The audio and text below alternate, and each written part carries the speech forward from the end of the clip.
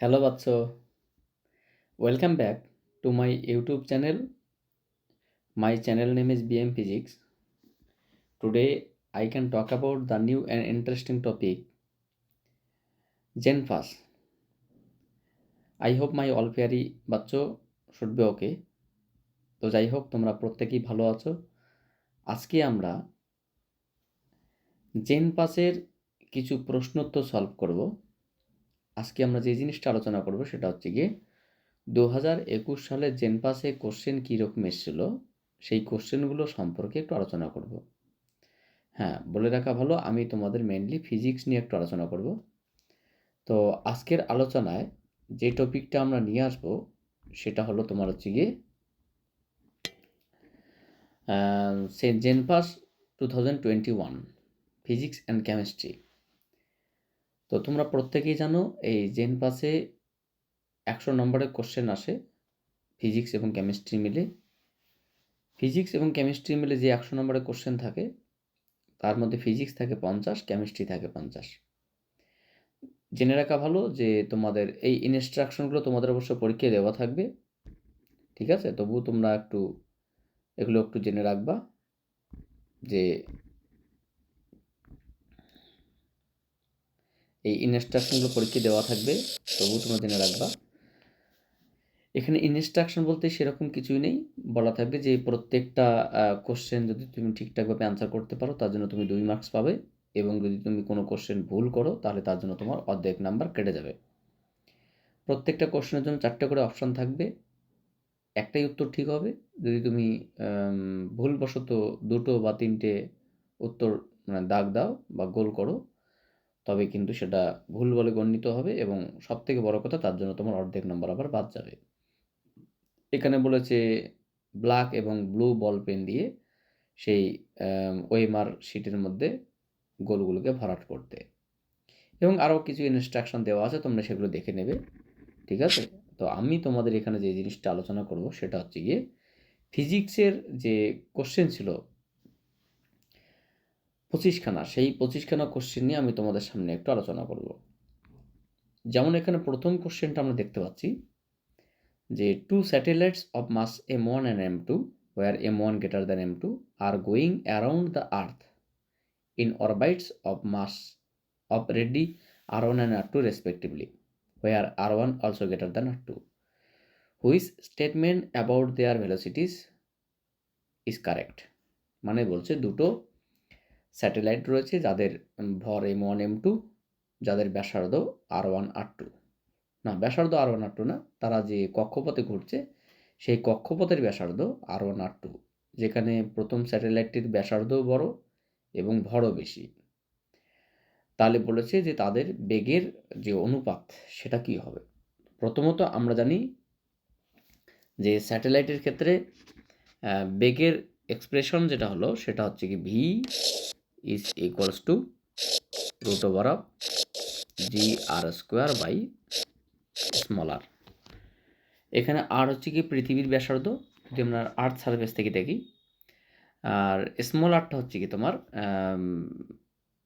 হচ্ছে কি যে কক্ষপথে ঘুরছে, অরবাইট রেডিয়াস, আর জি হচ্ছে কি তোমার অভিকর্ষ ত্বরণ। একটা কথা মাথায় রাখতে হবে যে এখানে তোমার কি বলে কক্ষীয় বেগ কিন্তু স্যাটেলাইটের ভরের উপর নির্ভর করে না।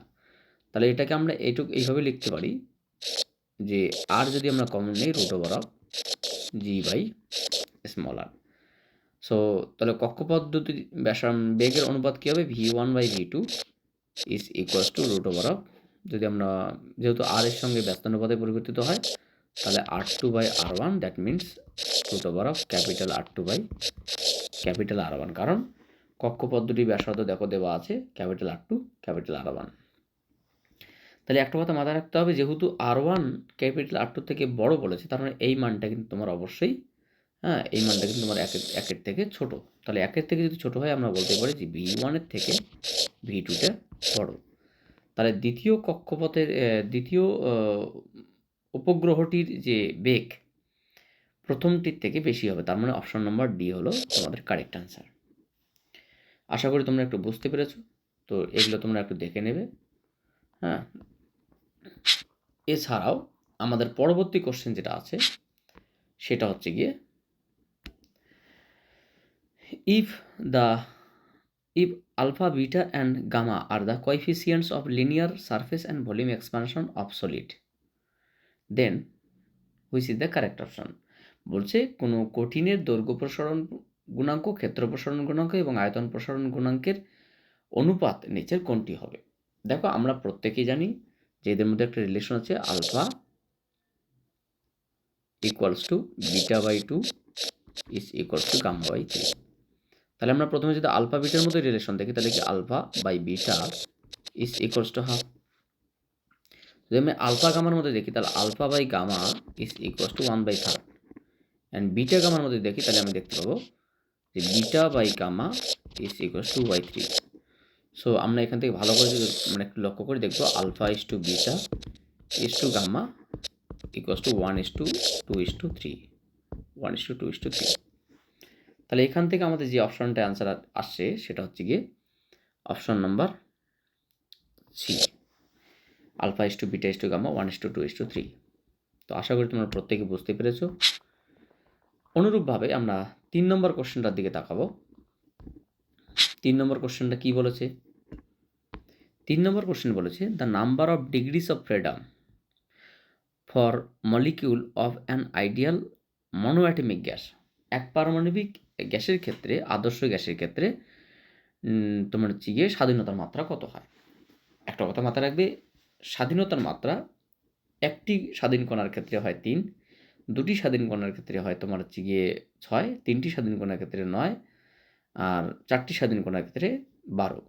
যদি তাদের মধ্যে কোনো বাধা থাকে তাহলে সেটা যেন বাদ যায়। আমরা একটা সূত্র জানি স্বাধীনতার মাত্রা নির্ণয়ের ক্ষেত্রে, যে F is equals two 3n minus k,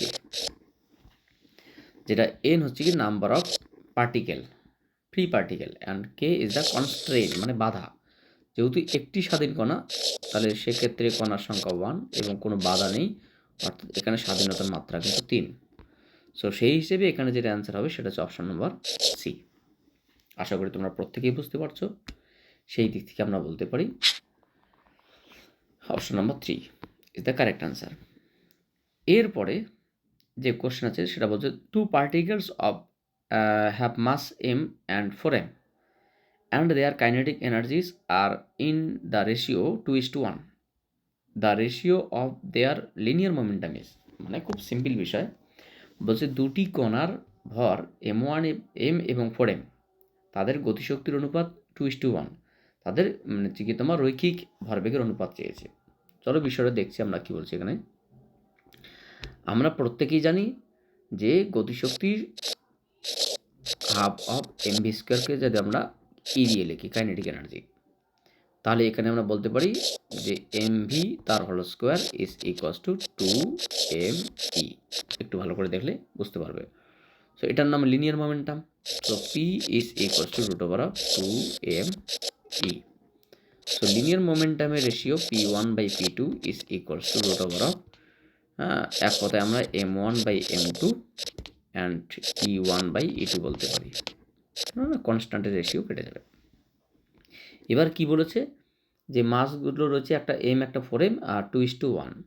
তাহলে এখন কি করতে পারি আমরা, একটা বলতে পারি m একটা 4m আর এনার্জির অনুপাত 2:1 কাইনেটিক এনার্জি।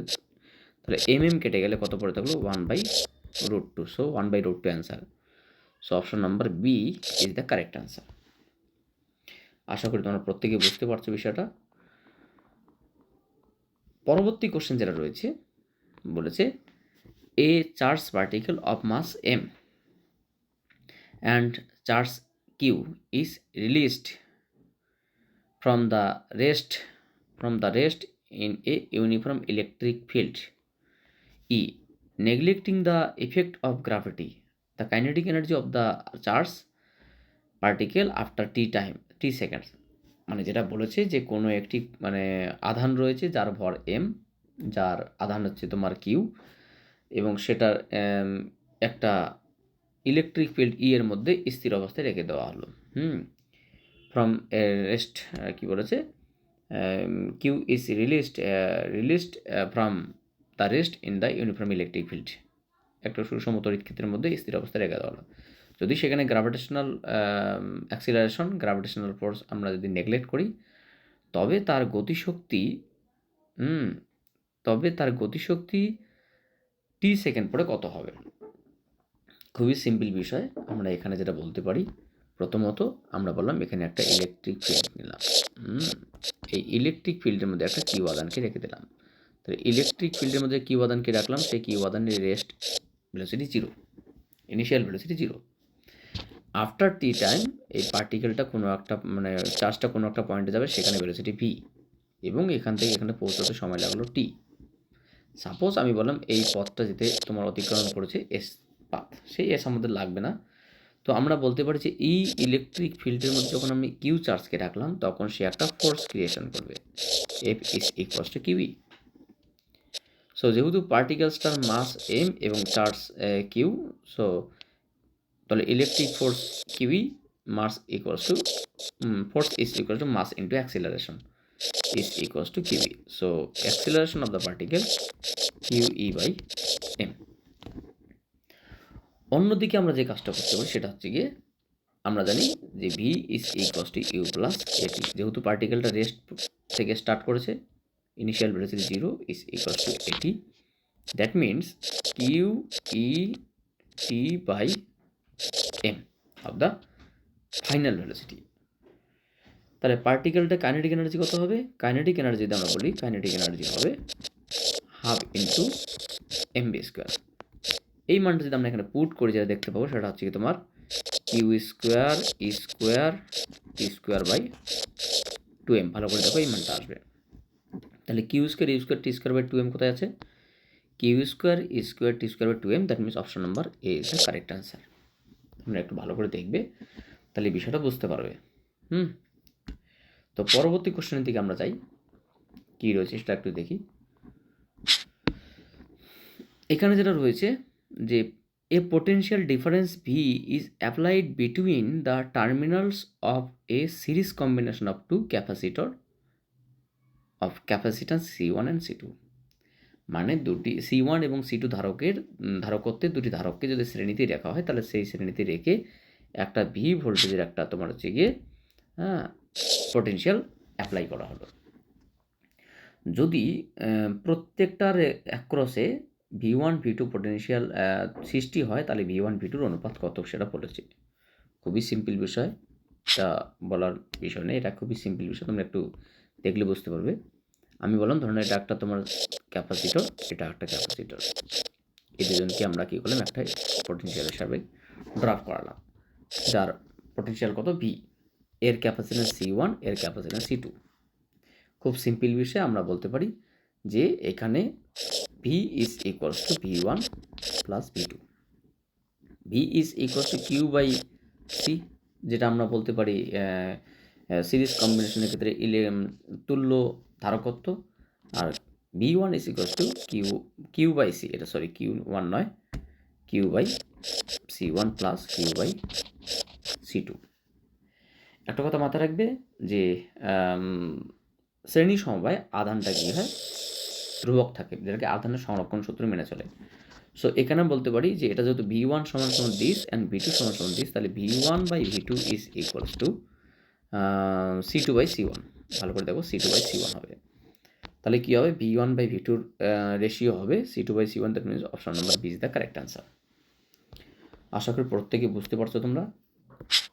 একটু ফলো করবে বিষয়গুলো, একটু ক্যালকুলেশনগুলো দেখবে, তোমরা প্রত্যেকেই বুঝতে পারবে, কিচ্ছু নেই, এর থেকে সহজ ক্যালকুলেশন কোথাও হতে পারে না। এরপরে কি বলেছে, two spheres A and B have equal mass. দুটো গোলক রয়েছে, তাদের প্রত্যেকের ভর সমান, এ এবং বি দুটো গোলক, তাদের প্রত্যেকের ভর সমান।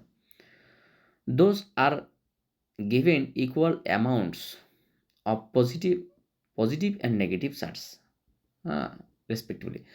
বলছে তাদের মধ্যে সমপরিমাণ কিছু ধনাত্মক আধান এবং সমপরিমাণ কিছু ঋণাত্মক আধান দেওয়া হলো। তাহলে কোনটির এখানে বলছে যে অবশ্যই এ গোলকটার ভর বি গোলকের থেকে বেশি হবে। কেন বলো তো, বিষয়টা একটু ভালো করে শোনো।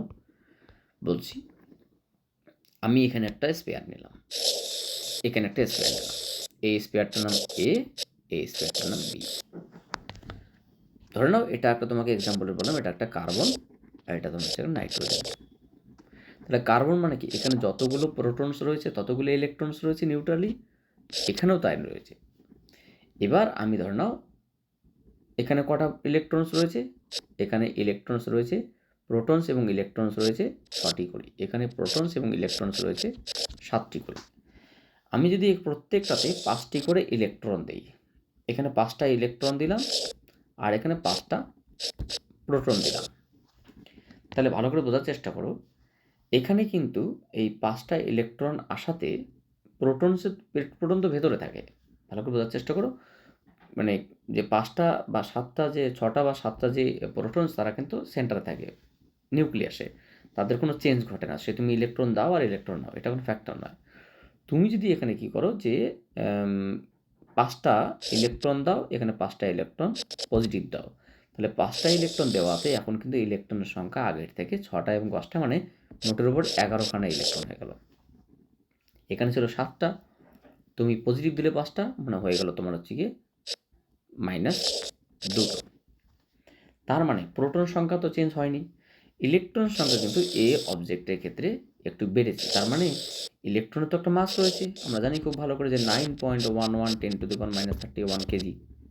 তাহলে সেক্ষেত্রে বলা যেতে পারে যে এ অবজেক্টের মাস বি অবজেক্টের থেকে গ্রেটার হবে। তাহলে এখানে কি বলেছে, বলেছে যে mass of A will becomes greater than B. তাহলে the mass of A will become মানে এ এর ভর বি এর থেকে বেশি হবে, ঠিক, একদম ঠিক বলেছে। Option number A is the correct answer. আশা করি তোমরা প্রত্যেকে বুঝতে পারছো, এখানে কঠিন কিচ্ছু নেই, শুধু একটু বুঝতে হবে। পরবর্তীটা দেখো কি বলছে, a uniform cylindrical wire of resistance R is uniformly compressed along its length until its radius becomes n times of the original radius without any change of shape and density of the wire. Now the resistance of the wire becomes, মানে ওরা যেটা বলছে যে একটা আমরা তার নিলাম, তারটার radius ধরে নাও আর, স্মল আর, তারটাকে আমরা চেপে দিয়ে এমন ছোট করলাম, ফলে ছোট করলে কি তার ব্যাসার্ধটা বেড়ে যাবে, দৈর্ঘ্যটা কমে গেল, ব্যাসার্ধটা বেড়ে যাবে, কারণ তারের তো উপাদান আমরা বাইরে কোথাও নিইনি, ওর মধ্যে আছে, আয়তন তো চেঞ্জ হয়নি, শুধুমাত্র আকৃতি চেঞ্জ হয়েছে, এখানে আয়তন এবং ডেন্সিটি কিন্তু চেঞ্জ হয়নি। ফলে যখন আমরা ছোট করলাম, ছোট করলে লেন্থটা কমে গেলেও তোমার হচ্ছে কি ক্ষেত্রফলটা বেড়ে গেছে, ক্ষেত্রফল বলতে কি রেডিয়াসটা বেড়ে গেছে, ওটাই ওরা বলেছে যে রেডিয়াসটা আগে যা ছিল তার থেকে n গুণ বেড়েছে। এবার ক্ষেত্রফলের ক্ষেত্রে কতটুকু বেড়েছে সেটা দেখতে হবে এবং দৈর্ঘ্য কতটা কমেছে সেটা দেখতে হবে। সেক্ষেত্রে আমাদের যেহেতু আগের রোধ ছিল আর এখন রোধ কত হবে সেটা ওরা চেয়েছে, যেখানে ডেন্সিটি ফিক্সড। তাহলে দেখো খুব সিম্পল বিষয়, এখানে খুবই সিম্পল বিষয়, এর থেকে সহজ বিষয় হতেই পারে না। আমি তোমাদের একটু বলে দিচ্ছি, আমি একটা ওয়্যার নিলাম, এরকম ওয়্যার, ইনিশিয়ালি এর লেন্থ এল, এর এরিয়া এ এবং রেডিয়াস ধরে না তোমার আর, তাহলে ডেন্সিটি রো এবং এর রেজিস্ট্যান্স আর। এটাকে কি করা হলো, আমরা আস্তে করে এটাকে ছোট করলাম, তাহলে এখন তার এরিয়া হয়ে গেল সাপোজ এ প্রাইম, লেন্থ হয়ে গেল এল প্রাইম, ডেন্সিটি ওটাই থাকবে, রেডিয়াস রেজিস্ট্যান্স আর প্রাইমটা কত হবে সেটা চেয়েছে ওরা। দেখো আমরা খুব ভালো করে বলতে পারি যে R prime is equals to rho L prime by A prime. তাহলে আমি যদি এল প্রাইম এ প্রাইমের মানটা এল এবং এর রেসপেক্টে বের করতে পারি তাহলে খুব সিম্পলভাবে হয়ে যাবে। এ রেডিয়াস আর এবং এর রেডিয়াস আমি ধরলাম তোমার সাপোজ আর প্রাইম, তাহলে ওরা কোশ্চেনে বলেছে যে রেডিয়াসটা কিন্তু তোমার ইনিশিয়াল রেডিয়াসের থেকে n টাইমস বাড়বে। রেডিয়াস যদি বাড়ে তাহলে এরিয়া কত বাড়বে, এরিয়া তোমার হচ্ছে কি n স্কোয়ার এ হবে, ভালো করে ভাবো কেন, A is equals to pi R square, সেক্ষেত্রে এটা আসলো। এবং যেহেতু আমরা খুব ভালো করে জানি ভলিউম সর্বদাই সমান, মানে আগে এ এল যা ছিল এখন এ প্রাইম এল প্রাইম তাই থাকবে, কারণ আকার আকৃতি চেঞ্জ হতে পারে, এখানে তো ভলিউম চেঞ্জ হয়নি। তার মানে কি আসলো এখন বলতো, এখানে এল প্রাইম যেটা আসলো এ এল বাই এ প্রাইম। এবার ভালো করে দেখো এ প্রাইমটা কি ছিল এন স্কোয়ার এ, তাহলে এ কেটে গেলে থাকবে তোমার হচ্ছে কি এল বাই এম, তাহলে এন গুণ কমে গেল, sorry L by N square গুণ কমে গেল। তাহলে এখন রেডিয়াস কত হবে? এখন রেডিয়াস হবে তোমার rho L by N square by A N square A. তাহলে দেখো ভালো করে দেখলে আমরা যে বিষয়টা দেখবো 1/n⁴ ইন্টু আর, কারণ এই জিনিসটার নাম কি আর। তাহলে যারা দাঁড়ালো ইনিশিয়াল রেজিস্ট্যান্সের 1/4 গুণ হবে, এন এর 4 গুণ হবে। তাহলে কত আছে অ্যান্সার এখানে? এই দেখো option number D is the correct answer.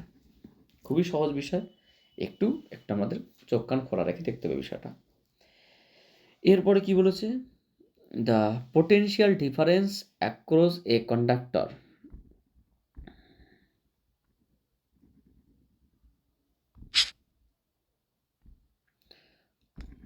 হ্যাঁ,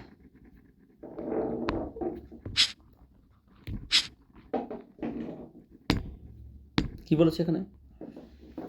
the potential difference across a conductor having a material of density rho is assumed to remains constant.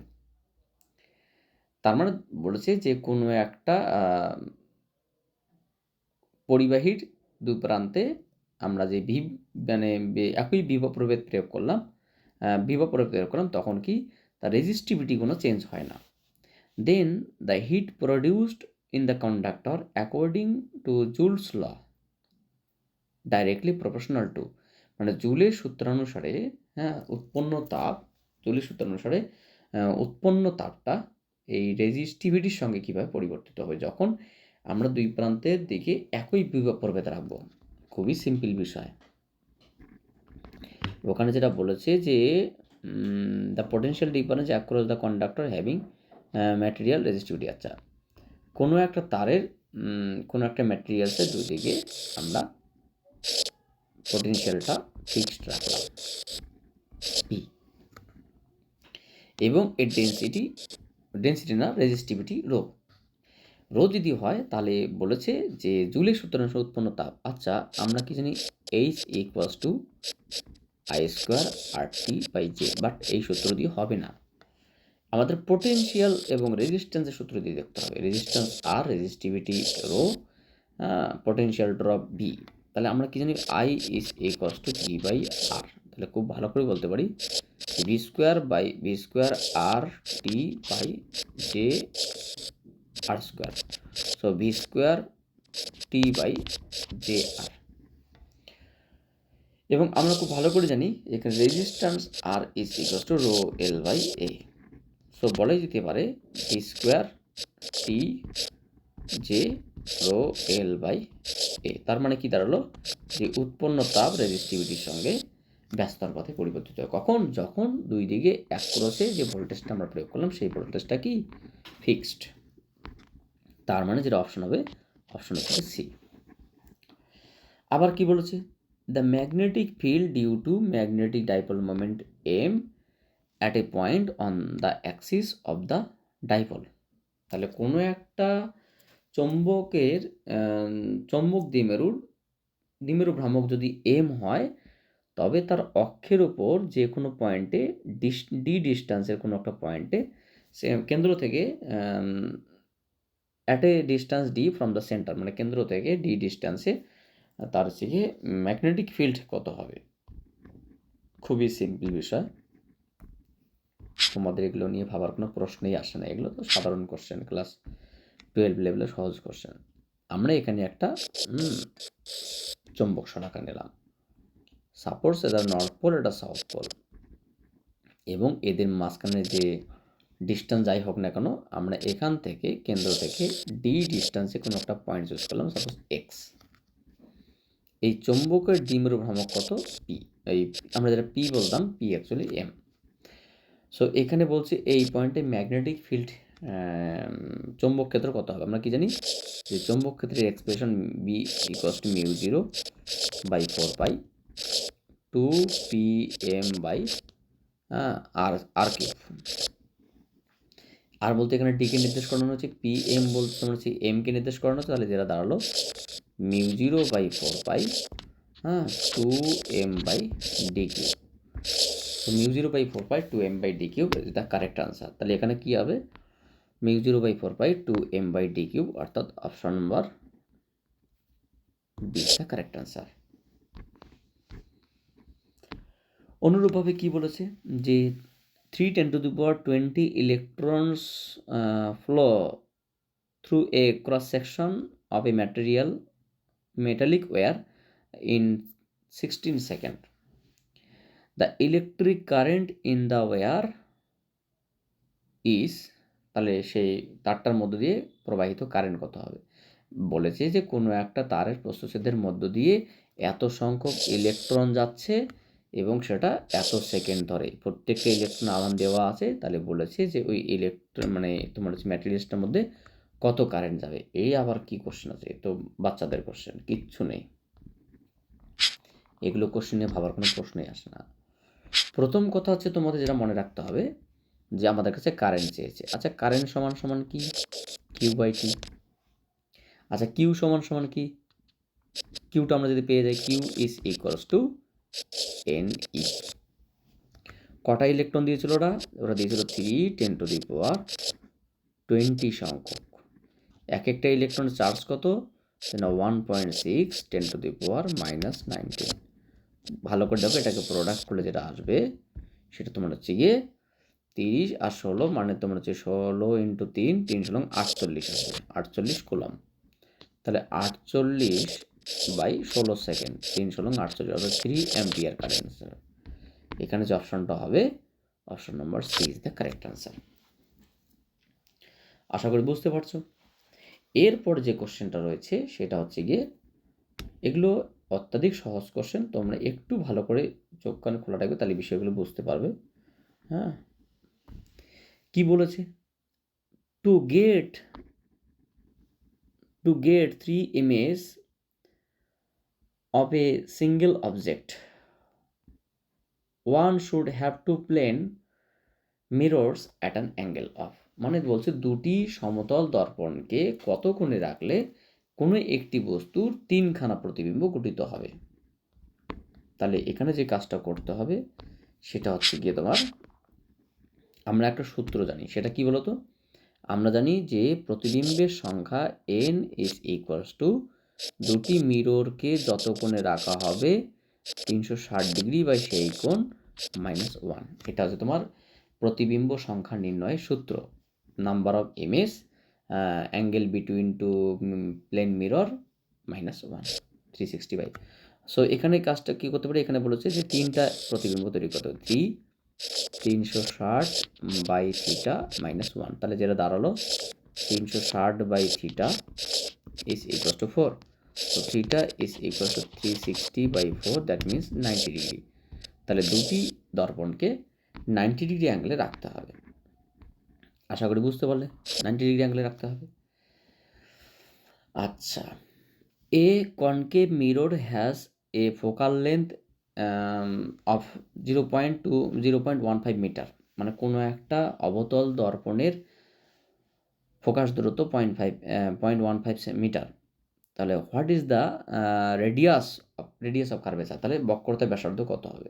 এ খুবই সহজ কোশ্চেন, তোমরা এই কোশ্চেনগুলো ভাবছো কি বলবো, তোমাদেরকে বলার মতো কোনো ভাষা নেই। প্রথমে যে কাজটা করতে হবে, আমরা খুব ভালো করে জানি, একদম ছোটবেলা থেকে জানি যে বক্রতার ব্যাসার্ধের সঙ্গে ফোকাসের একটা সম্পর্ক f=r/2। তাহলে বক্রতার ব্যাসার্ধ সমান কি 2f, তাহলে 2 ইন্টু ওরা বলেছে 0.15, তাহলে 0.30 মিটার, 30 মিটার, এটা কী বলতো, এত বক্রতার ব্যাসার্ধ হবে 0.30 meter. So option number A is the correct answer. তারপরে কি বলেছে, তারপরে বলেছে light travels through a glass plate of thickness t and refractive index n, if c be the velocity of light in vacuum media, the minimum time taken by the light ray to travel the thickness of glass is। বলেছে যে কোনো আলোকরশ্মি n প্রতিসরাঙ্ক এবং t বেদের কোনো কাঁচফলকের মধ্য দিয়ে যাচ্ছে, যদি আলোর বেগ শূন্যের মাধ্যমে c হয় তবে ওই পথটা ট্রাভেল করতে কত সময় লাগবে। খুব সিম্পল বিষয়, আমরা খুব ভালো করে জানি। সেটা কি, যে না আমরা জানি সেটা হচ্ছে গিয়ে আলোকীয় পথ ইন্টু প্রতিসরাঙ্ক সমান সমান, আচ্ছা এটাকে ছেড়ে দাও, অন্যভাবে দেখো, আমরা বলতে পারি যে c by v is equal to প্রতিসরাঙ্ক। সো এখানে c by v is equal to প্রতিসরাঙ্ক n। সো আমরা যেটা কাজ করতে পারি সেটা হচ্ছে কি আলোকীয় পথ, সেটা হচ্ছে তোমার s ইজ ইকুয়ালস টু, আলোকীয় পথ কতটা পথ ট্রাভেল করবে, s ইকুয়ালস টু t থিকনেসের যাবে মিউ প্রতিসরাঙ্কে। টি থিকনেসের কোনো একটা গ্লাস প্লেটের মধ্যে মিউ প্রতিসরাঙ্কের বা এন প্রতিসরাঙ্কের, টি থিকনেস এবং এন প্রতিসরাঙ্কের এদের গুণফলটাই হচ্ছে কি আলোকীয় পথ। সো আলোকীয় পথকে আমরা কি জানি S equals to VT, so T is equals to S by V, S by V. তাহলে আলো এই টি ইন্টু এন মানে এতটুকু পথ সি বেগে ট্রাভেল করতে যে সময় লাগবে সেটাতে টি ইজ মানে তোমার টাইম যদি বলি এটাকে, time T is equals two এটা, মানে এটা কিন্তু তোমার টাইম এবং এটা কিন্তু তোমার হচ্ছে কি থিকনেস। এখানে থিকনেস এবং টাইম একই রকম দিয়েছে, তো দেখতে একটু বিষয় আলাদা লাগছে। মাথায় রাখবে যে time is equals to distance by velocity, S by V. এখানে এস বলতে thickness into refractive index by speed of light. তারপর T N by C, T N by C option আছে কি, T N by C, exactly T N by C, N T by C. এটা হচ্ছে গিয়ে পথ travel করতে সময় লাগবে। এবার কি বলছে, which relation does not hold good in a series LCR circuit resonance. আচ্ছা তাহলে এলসিআর বর্তনীর অনুনাদের শর্তের কোনটা, মানে অনুনাদের ক্ষেত্রে কোন শর্তটি এখানে ভায়োলেট করছে। দেখো আমরা যেটা জানি এলসিআর বর্তনীর ক্ষেত্রে যে এক্সএল অনুনাদের ক্ষেত্রে এক্সএল সমান সমান এক্সসি, তো ওমেগা এল সমান সমান 1 by omega C, omega is equal to root over of 1 by LC. এটা তোমরা কি অনুনাদের শর্ত। তাহলে এখানে কোনটা কোনটা ভায়োলেট করছে, মানে কোনটা ভায়োলেট করছে সেটা দেখতে হবে একটু। এখানে যে কাজটা করলো যে omega is equal to 1 by root over, এটা ঠিকই আছে, omega L equal to 1 by omega C, এটা উল্টে লিখেছে, মানে এইটা তোমার হচ্ছে কি কারেক্ট আনসার, মানে এটা মিলছে না। ভালো করে দেখো, আমি যে তোমাদের অপশনটা দিলাম এখানে শুধুমাত্র এই অপশনগুলোর মধ্যে এটা দেওয়া রয়েছে একটা, এটা ইকুয়ালস টু এটা দেওয়া রয়েছে, এটা এখানে রয়েছে, কিন্তু omega is equals to A1 by LC, যেটা কখনোই হতে পারে না।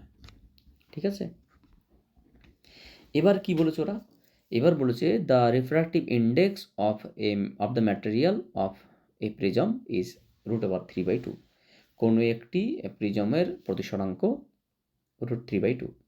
দ্য অ্যাঙ্গেল অফ দ্য প্রিজমের প্রতিসরক কোণ 90 degree. The angle of minimum deviation will be, তাহলে প্রিজমের ন্যূনতম চ্যুতিকোণ কত হবে।